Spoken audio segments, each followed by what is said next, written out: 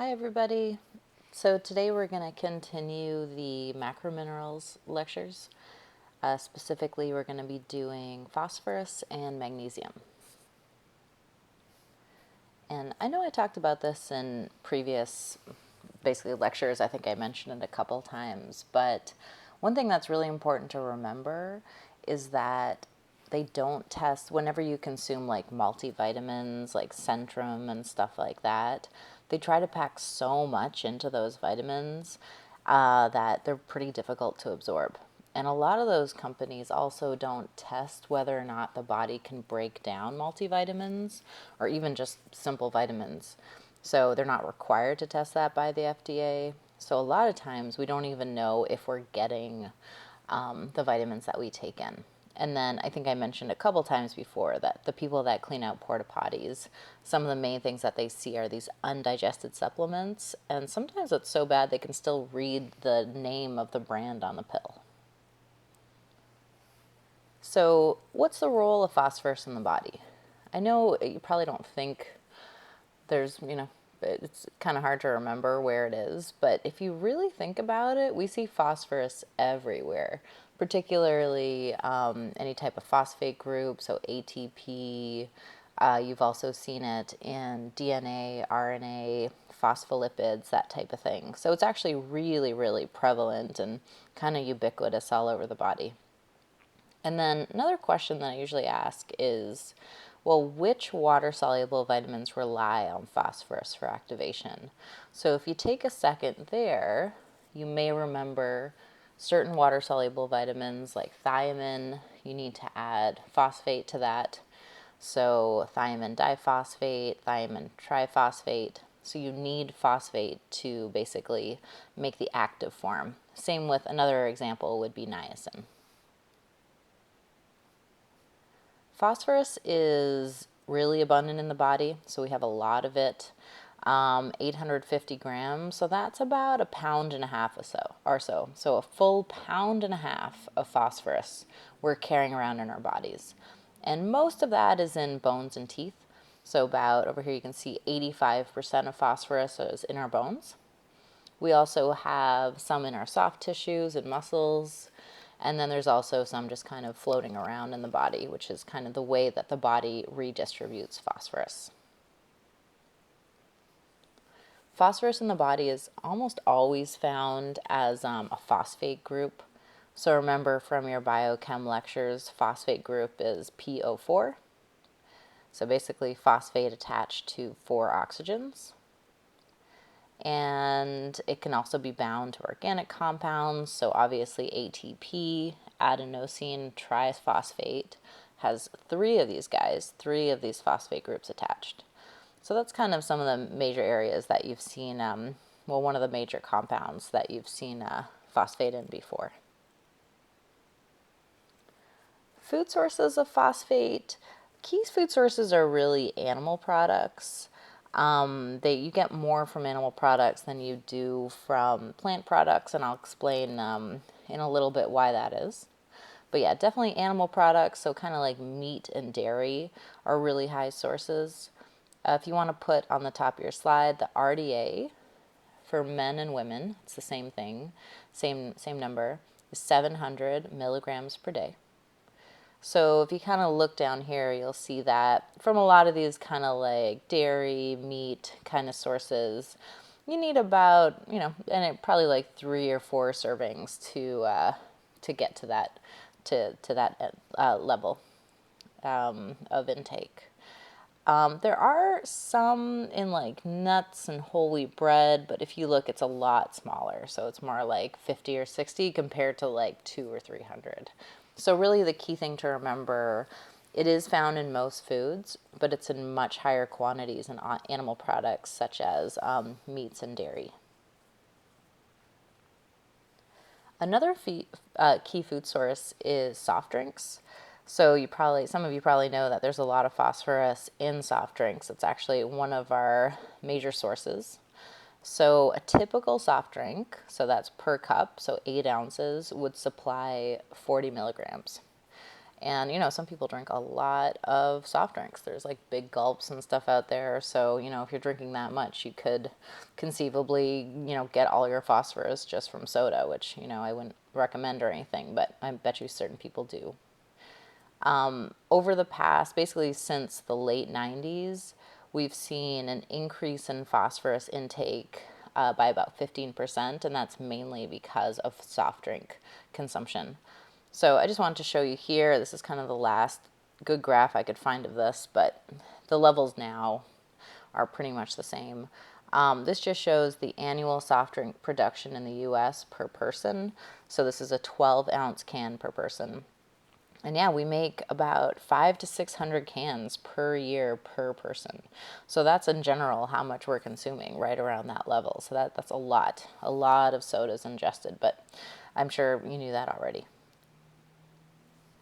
So moving on more to kind of food sources in relation to digestion, absorption, I just want to point out, I know we talked about phytates and oxalates in the last lecture, in the calcium lecture, but I just want to point out, remember, phytates are those things that kind of latch on or chelate or bind minerals and make them really hard to absorb. But this is what a phytate looks like. It's actually just a big group of kind of phosphate compounds. So whenever you're eating basically phosphorus in the form of a plant product, so if you're eating it from like beans or peas, cereal, or nuts, you're actually consuming it as a phytate. So it's in like, these are basically the phosphoruses you're getting as phytates. And our body can break down some of these phytates to release phosphorus, but not that much. Only about 50% is broken down and released. And that's done by the action of gut bacteria. And then because of this is one of the main reasons that we don't get a lot of phosphorus from plant sources. So there is a lot of phosphorus in plants, but we just don't have access to it. So basically, it's all tied up in these big phytate compounds, and it's hard for our body to kind of break them loose. You can kind of see it like that. Phosphorus in food is also found in organic form, so it's also attached to proteins and lipids. And then before absorption, you need to hydrolyze it into kind of a simpler compound. So you actually want to hydrolyze it into phosphate. So that's the inorganic form. So just to point out again, organic form of phosphate means it's attached to proteins and lipids. And then when it is basically in that phosphate form, the PO4, that's called the inorganic form. And the body can actually take in phosphorus like this. So we don't need to break it down to the most simple compound, or most simple element, which would obviously just be phosphorus itself. The body can take in PO4. So it doesn't need to kind of release it from the oxygens before it can come into the enterocyte. Phosphorus is absorbed by two main processes. So again, very similar to what we saw with water-soluble vitamins. There's a carrier-mediated active transport. In other words, expending some type of energy when you have lower intakes of the nutrient. So the body's going to expend energy when there's not a lot coming in. And then facilitated diffusion with higher intakes of phosphorus. So very similar to all the patterns we've been talking about before. As for kind of a bit more detail on this, so the active transport process, this is only used again with very low intakes of phosphorus. And really, they haven't identified the exact carrier, but there is some type of receptor that is able to take in that PO4 compound directly. And again, phosphorus does not need to be liberated from the oxygen. Your body just takes in the full phosphate group.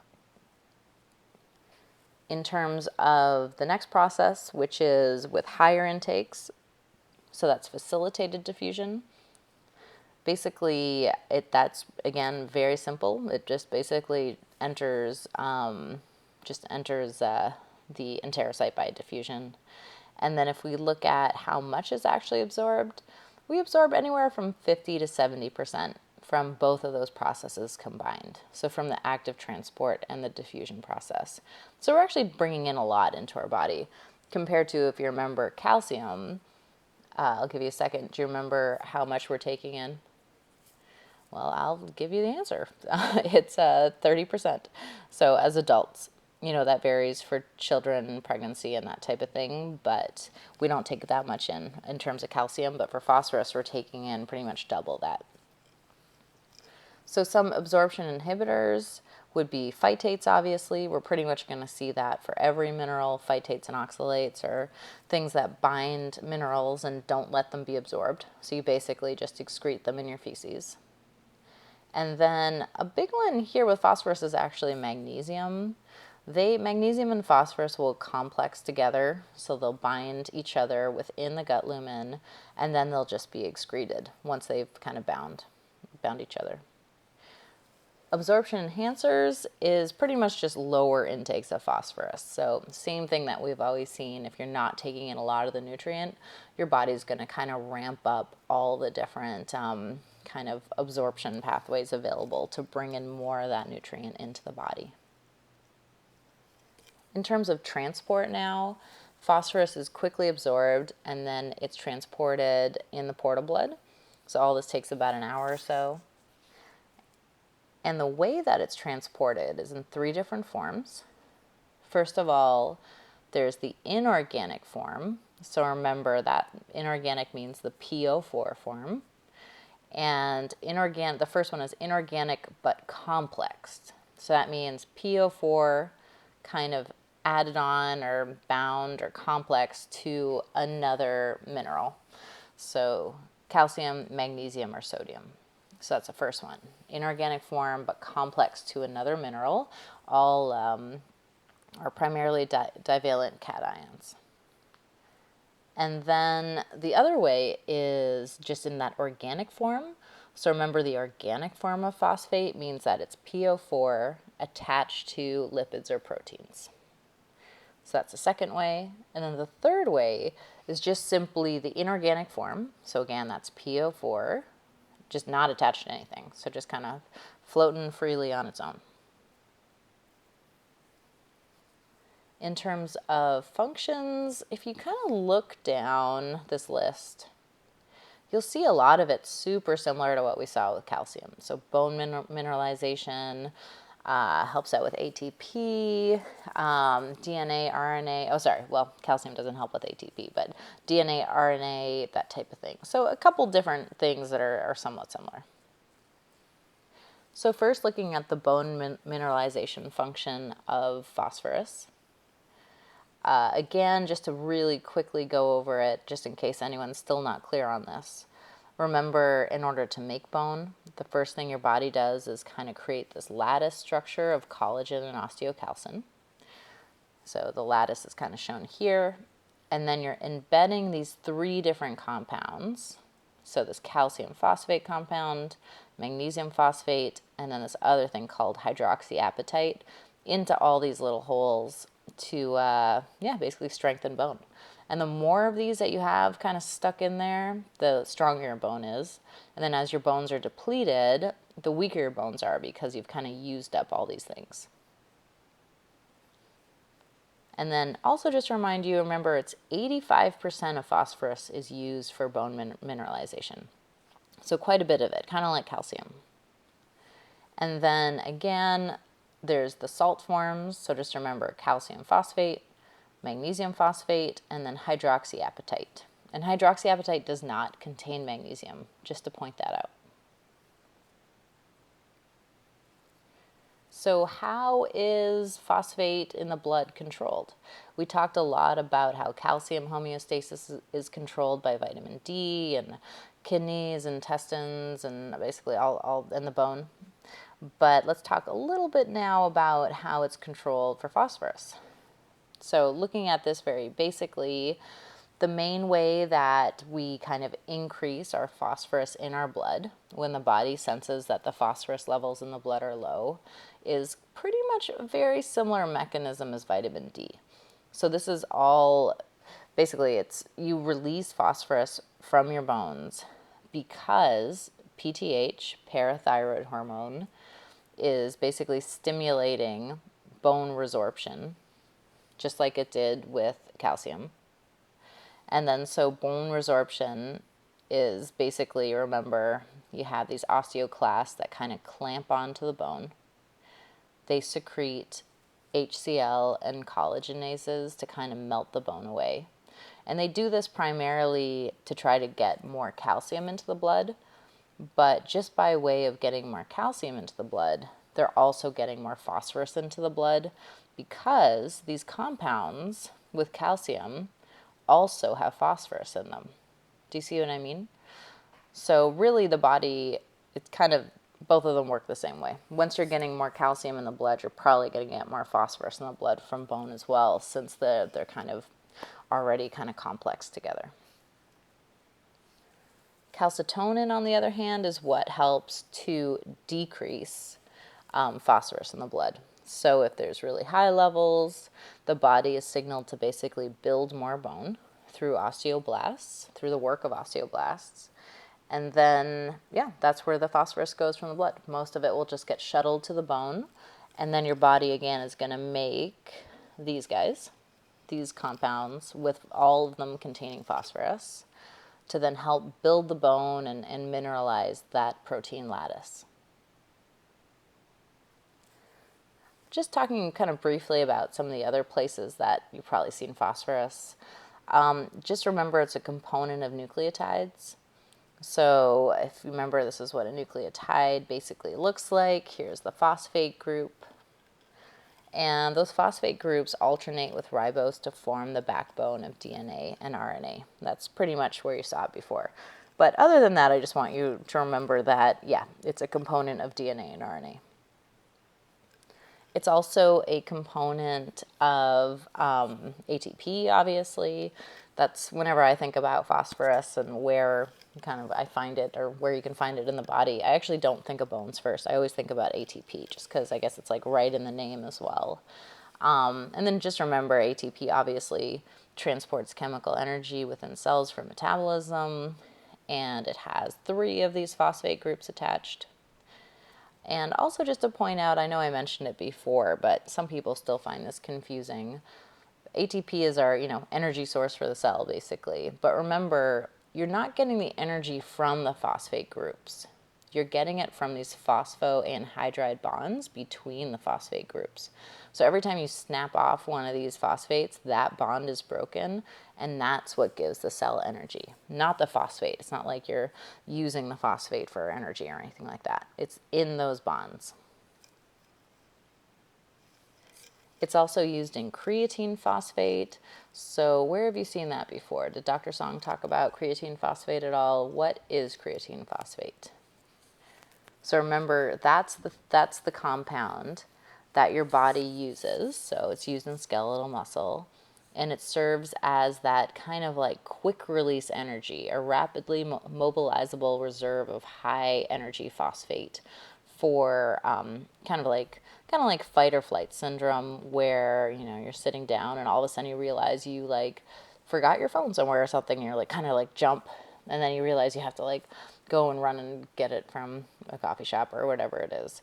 So it's basically that it's used for the first 2 to 7 seconds of high intensity exercise, like when you're like running. Usually, fight or flight syndrome is a good example of that. But phosphate is obviously a part of this as well. And then remember, it's also a really vital component of cell membranes. So all of our cell membranes are basically made up of phospholipids. So like phosphatidylcholine and phosphatidylserine.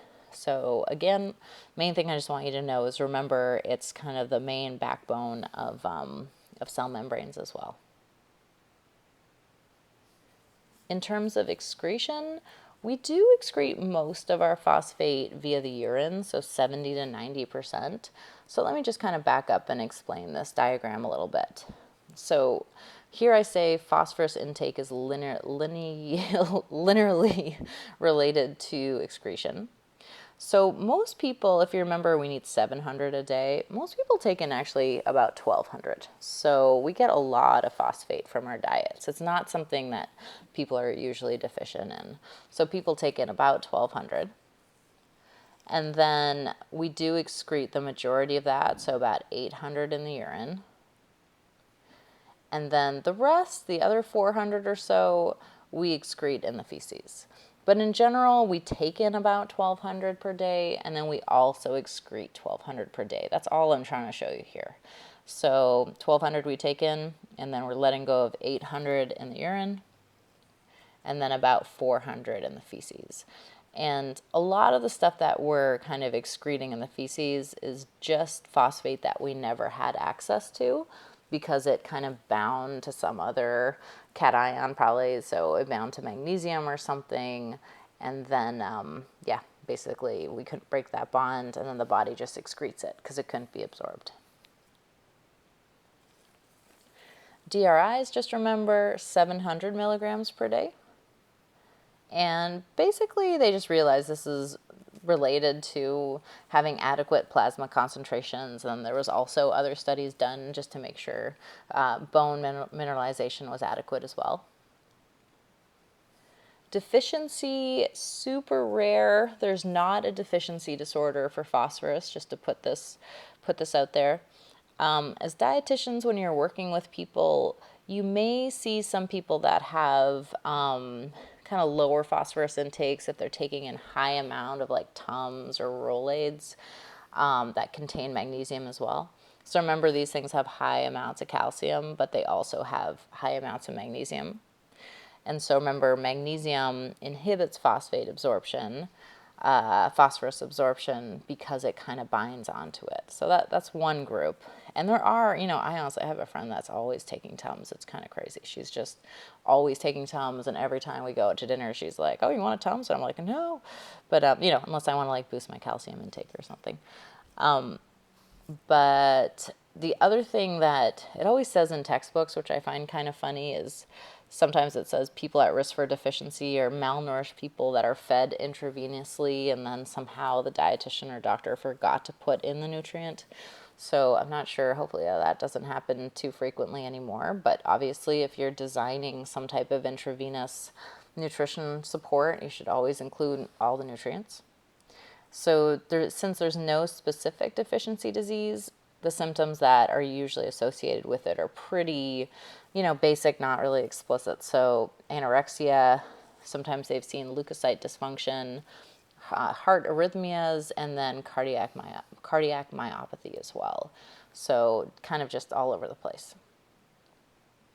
Toxicity, pretty high TUL, so 4,000 milligrams per day. And again, that's in comparison to 700 milligrams per day. That's a normal intake. And so the reason that we also there's no toxicity disorder for phosphorus, and that's really because our kidneys are so good at getting rid of it. So even if you take in tons and tons of soda or whatever, dairy or meat products, your body will get rid of it pretty much instantly. So kind of like vitamin C, it will get rid of it within like half an hour or an hour. So people that do have problems with it are people with renal failure. Those are the only instances where you're going to see kind of toxicity effects of phosphorus in someone if their kidneys are not excreting phosphorus properly. I had previous students ask if high intakes of soda are linked to osteoporosis. So I decided to kind of make a couple slides on this. There was this underlying theory that, phosphorus is in sodas. It's actually there to enhance flavor. It's not for like any nutrition related reason or anything. It kind of gives it that like, I don't know how to describe it, kind of that acidy kind of soda, tangy flavor. And then there's also been some studies showing that phosphorus may interfere with calcium absorption, so they can kind of bind to each other. So then they thought, the hypothesis was, if you're consuming high amounts of soda with phosphorus, is that going to lead to lower calcium absorption and then eventually to osteoporosis? So this was actually becoming a pretty major concern as soda intake was increasing year to year across America. And so the Framingham osteoporosis study, which is kind of this longitudinal osteoporosis study that I believe has been going on for at least 30 or 40 years now. So they had 2,500 men and women, kind of older, the ones that are more at risk, so over 50, at risk for osteoporosis. And then they looked at their dietary intake and bone mineral density every year. And then they kind of just wanted to tease out any associations between soda intake and changes in bone mineral density. And so the results are honestly a little confusing. I'll just read this off and then I'll kind of tell you the main answer to this. So what they found from this study was that non-cola carbonated drinks, so that's like anything but Coke or Pepsi basically, so like, I don't know, orange soda and Sprite and stuff like that. So orange soda and Sprite were not associated with lower bone mineral density, BMD, but intake of things like Coke and Pepsi were associated with lower bone mineral density, but in women only. And then so the reason that they found this was mainly because women who drank more Coke and Pepsi just had lower intakes of calcium. So it wasn't the actual phosphorus in the sodas interfering with calcium absorption or anything like that. So that hypothesis is incorrect. What it is that women in particular, for some reason, who drink more Coke and Pepsi tend to have generally just poor nutrition quality, poor diet quality across the board, and their intakes of calcium were quite low. So again, it's not the phosphorus leading to osteoporosis. It's basically women that drink more Coke and Pepsi have lower diet quality. And then that makes, lower diet quality usually means lower intakes of calcium, and lower intakes of calcium can lead to osteoporosis. So if anyone asks you, does drinking soda lead to osteoporosis? I would just say no. So, if you're drinking lots of soda, you might be not drinking as much like milk or any like other beverages that are like a little bit healthier, or I guess a lot healthier. But other than that, there's no direct link between soda and osteoporosis. All right, so moving on to magnesium. This is the fourth most abundant element in the body. The distributions are a little bit different. It's a lot lower than calcium and phosphorus. So I think those were like, I forget, like 850 grams or something like that. This is only 35. So there's a much, much less magnesium compared to calcium and phosphorus. But most of it, again, is in the bones. Some is in the soft tissue, and then some of it's kind of just floating around, getting redistributed around the body. So magnesium, in terms of dietary intake, it's kind of the opposite of phosphorus. So we get most of our magnesium from plant sources. So nuts, grains, kind of like types of beans, green leafy vegetables. So that's kind of mainly where we're getting it from. In terms of the RDA, for men, it's 420 milligrams. And for women, it's 320 milligrams. So if you want to compare here, it depends really on what you're eating, but you can probably get, in like 3 or 4 servings of plant products, you're probably going to get your magnesium needs for the day.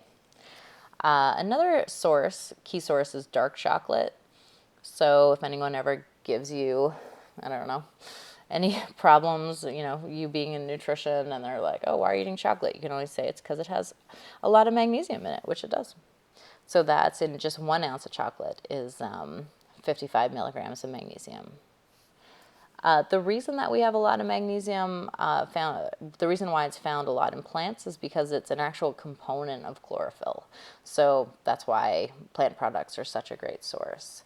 And then in general, meats and dairy have very low amounts of magnesium.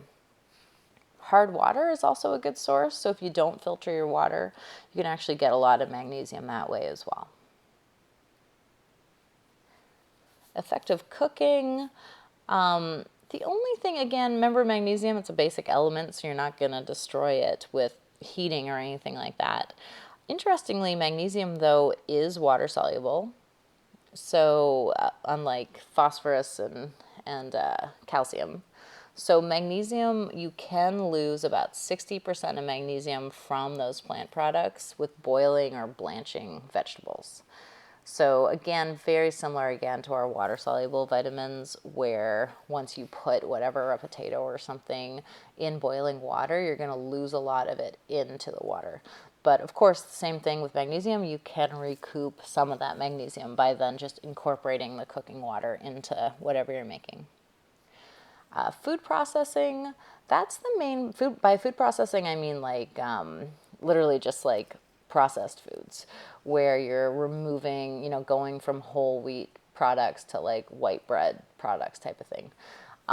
So that's a really major problem when it comes to minerals. So not only is it kind of phytates and oxalates, what we talked about before, but a lot of the times when you're making whatever it is, crackers, bread, any of those kind of refined bread products, the things that they remove in doing that is the bran. So one of these layers on the outside of the, basically in the husk, or I guess of the kernel.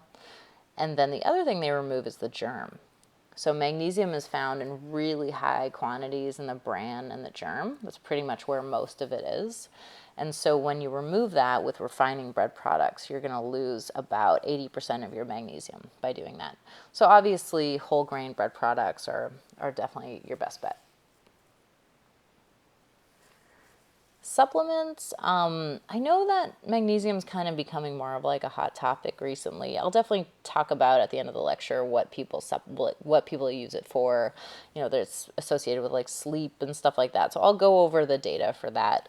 You'll see it, there's a lot of bottles I find on the shelf these days for magnesium. And it's usually, from what I've seen, around 100 to 200 milligrams. So kind of within the range of the RDA, which is 320 and 420. People don't honestly really need to supplement with this. Most people get enough in their diets. People that do tend to need it, though, patient populations you may be working with, are diabetics. They tend to have higher excretion rates of magnesium. And then people with fat malabsorption disorders. So people that can't absorb fat that well. So pretty much anyone with like IBD, if they're not treated. Basically, they have a lot of fats in their gut lumen after eating. Or during digestion, I guess I could say. And those fats form soaps, so they form micelles. And then magnesium kind of gets caught in those micelles or in those fatty acid soaps, and then they get excreted. So I'll talk about that a little bit more in the next set of slides as well. But the only people that really need to supplement that we know of today are people, again, with like untreated IBD, so fat malabsorption problems, or diabetics. And in general, you should probably take magnesium alone. So it's magnesium is kind of highly reactive in the sense that the minute you have kind of higher levels of iron, calcium, or phosphorus in the gut lumen, they tend to bind together, and then magnesium causes these things to be excreted. So you want to kind of space those out too. Hopefully you don't have anyone that needs calcium, iron, and magnesium, or else it'll be a bit of a nightmare in terms of scheduling all these things, because you need to take all those things separated from each other. In terms of how you find it, there's the oxide version, the gluconate and citrate forms. I haven't seen any convincing data to show that one is better absorbed than the other, so you can take whichever one you want. It's absorbed by two main processes. So again, active transport at low intakes, diffusion at high intakes. So just a little bit more about the active transport process. Again, only used at lower intakes, and basically it's just a carrier-mediated active transport into the enterocyte. And with everything else, absorption efficiency increases with lower intakes. So your body, remember, doesn't want to be kind of like completely bombarded with a nutrient. It will only allow a certain amount in per day. And so if you have low amounts, and if the body realizes that its stores are low, it will allow in a little bit more.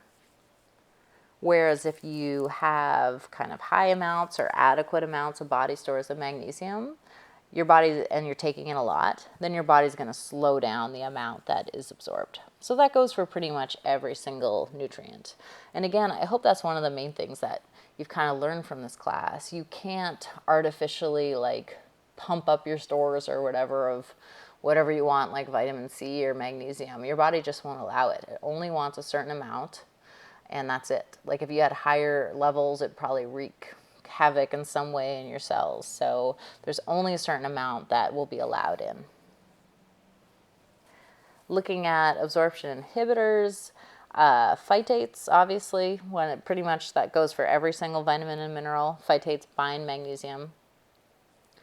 Unabsorbed fatty acids, so those again form soaps, or basically soaps are micelles, and the magnesium kind of gets tied up or lost within those micelles and then excreted. And so that's what I was explaining with people with fat malabsorption disorders. That's why they have lower circulating levels or available levels of magnesium, lower body stores. And then high intakes of phosphate and phosphorus and calcium. So those things all bind together. So you definitely want to take those separately if you're supplementing with one of those things. Absorption enhancers. Interestingly, they found that vitamin D, having kind of diets that have higher vitamin D, and then also lactose helps improve absorption. They're not quite sure why though. In terms of transportation in the blood, it's transported first in a free form, so just as straight up magnesium. It can also be bound to proteins, so like albumin, like a lot of the vitamins and minerals that we've seen so far. And then there's also the non-protein bound form, which just means that it's attached to citrate, phosphates, or sulfates. Functions, again, pretty similar, bone mineralization, obviously. Calcium, phosphorus, magnesium, all involved in that. It helps out with ATP, so similar to phosphorus. And then has other roles in energy metabolism, also helps, also involved with DNA and RNA synthesis.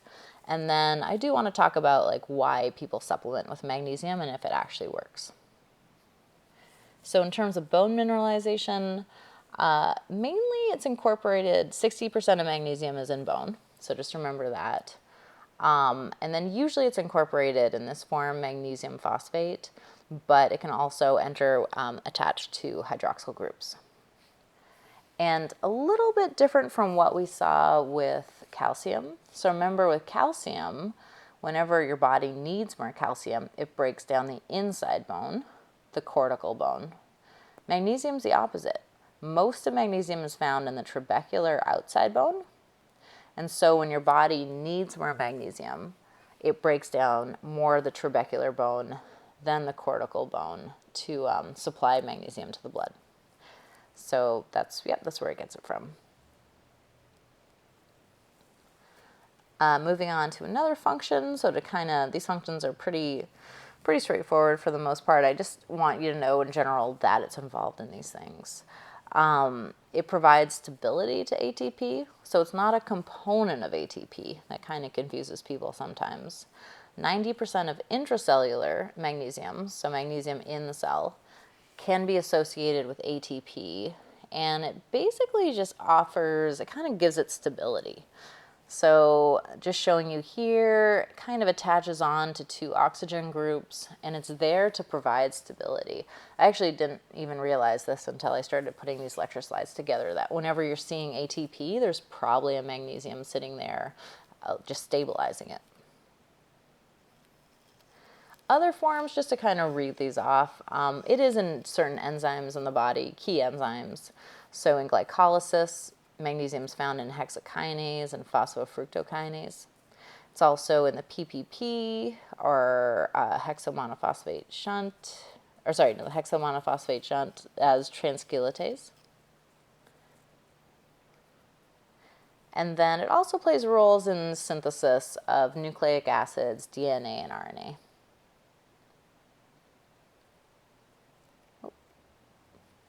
So probably the questions that you're going to get more so with magnesium rather than absorption or functions or anything like that, is should I be taking this to help with things, specifically type 2 diabetes and migraines? I don't have any slides on sleep. Let me just briefly explain. So I know a lot of people are taking magnesium for sleep now. There's only 2 studies on this, so I didn't really feel comfortable including it because both the studies were really small. One study showed that in elderly, it did help it did help elderly people who had insomnia. It did help them sleep better. So it improved sleep quality scores, and their insomnia, I guess, was less frequent. And then the other study showed no effect. So I don't know. I know that there's like hundreds of bottles and companies marketing magnesium for sleep, but just so you know, there's 2 studies out there. One shows nothing and the other one shows that it might work, but those are in people that are like 60 or 70 or 80 that have insomnia. So at this stage, I'd say probably wouldn't waste your money and use it for sleep just yet. So first, some of the things that actually have been kind of more proven in diabetics, it can be helpful. So basically, diabetics tend to have, there's been a lot of cross-sectional studies showing that people with type 2 diabetes have lower magnesium levels.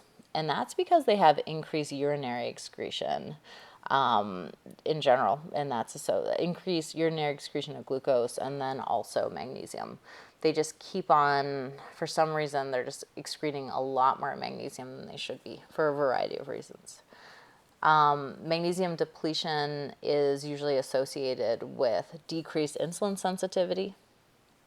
And they have found that if you supplement with magnesium, so not really high amounts or anything, so basically levels right around the RDA, 400 milligrams per day for about 4 months or so, that can actually help you increase or improve your insulin sensitivity and your glucose homeostasis.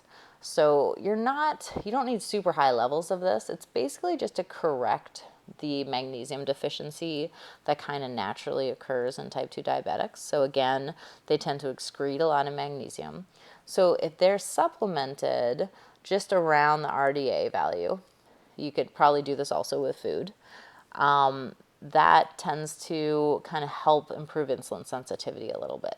So you probably most likely will be working with diabetics. So I definitely get, test their blood levels of magnesium, make sure they're okay. And if not, you can tell them to do supplements and food or a combination of the both to try to get those levels back into the normal range. And then that will definitely help improve insulin sensitivity. The other thing it's used for sometimes is migraine headaches. So people with migraines tend to have lower intracellular magnesium stores of the red blood cells and the white blood cells. And then so results from clinical trials have shown that taking about 500 milligrams per day for 3 months, so a little higher than the RDA, which is 320 and 420, that helps decrease migraine frequency in some people versus placebo by about 50%. So again, it's not going to get rid of the migraines, but you may have fewer migraines per month. And this has been tested in both children and adults, so it seems to work in both those groups. So, definitely consult with your doctor and stuff like that. Migraines, I definitely have several friends who have very extreme migraines, and I know that there's a lot of medications that help out, but, if they may also have magnesium deficiencies, so maybe if you correct that could also help. The main excretion route of magnesium is the urine. So it passes basically through the kidney, obviously, and 95% is reabsorbed. So very little is excreted. It's not like phosphorus where we're getting tons and tons of this. Most people consume kind of around the level that they need, around the RDA level. So a lot of that is kind of reabsorbed. We don't have a lot of excess to excrete. But it does, you can kind of artificially make your body excrete more if you have kind of excessive caffeine consumption. So that's usually, from what I read, more than 4 cups a day. You can lose more magnesium than you should be through your urine if you're drinking tons of coffee. And then diuretic medications too. Some of that stuff is used for blood pressure medications that can lower your magnesium stores as well. DRIs, so again, 420 for males, 320 milligrams for females. And then just in general, this has been related to adequate plasma levels. Some people think it should be higher because of its relationship to chronic disease risk, specifically diabetes. So they're thinking people should just have higher amounts, or the RDA should be set a couple hundred milligrams per day higher. Deficiency, again, there's no specific illness, so similar to phosphorus. So with fat malabsorption disorders, same thing happens, or what I mentioned before, increased fecal excretion because of the binding with soaps. Diabetes has increased urinary excretion.